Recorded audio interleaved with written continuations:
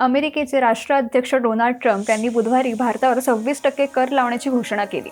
भारत अमेरिकेवर 52% शुल्क लादतो, त्यामुळे अमेरिका भारतावर 26% शुल्क लादणार असल्याचं ट्रम्प म्हणाले।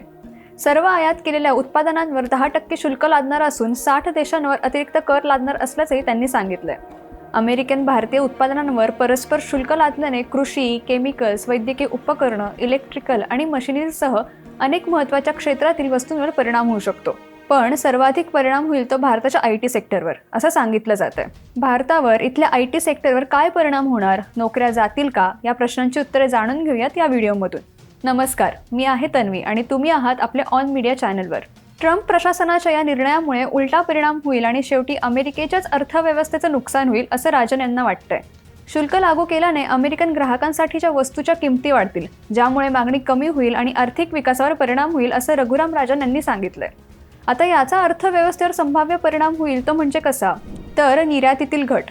वाढत्या शुल्कामुळे भारतीय कंपन्यांना अमेरिकन माल पाठवणं अधिक खर्चिक होईल, ज्यामुळे त्यांची मागणी कमी होऊ शकते। दुसरा म्हणजे चलनातील अस्थिरता।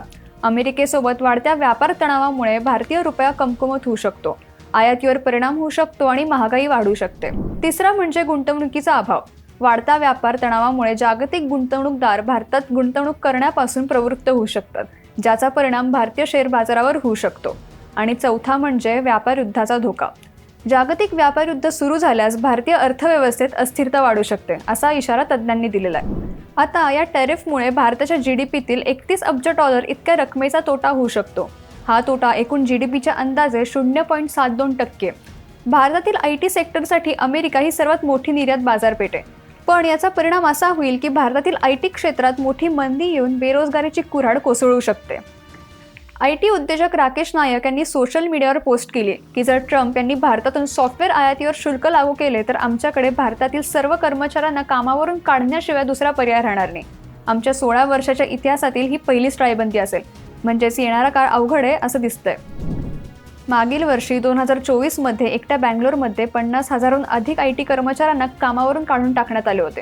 आधीच्या क्षेत्राची अवस्था नाजूक असताना जर अमेरिकन क्लायंट आर्थिक अनिश्चितता आणि टॅरिफ संबंधित खर्च वाढीमुळे खर्च कमी करण्याचे ठरवले तर IT सेक्टरला मोठ्या मंदीचा सामना करावा लागू शकतो।